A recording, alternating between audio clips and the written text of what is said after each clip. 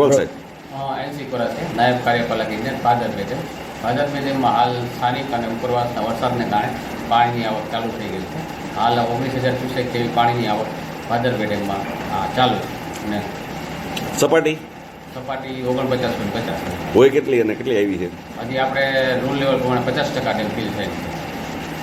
ઊંચા ઉપરવાસના વિસ્તાર કંઈ ઉપરવાસના વિસ્તારોને કંઈ નીચવાસના વિસ્તારોને હોય પછી તો આપણે જાણ કરશું જ્યારે ડેમની સપાટી 70%થી અપ થશે ત્યારે જાણ કરશું. હાલ પાણીની આવક ચાલુ છે ડેમ.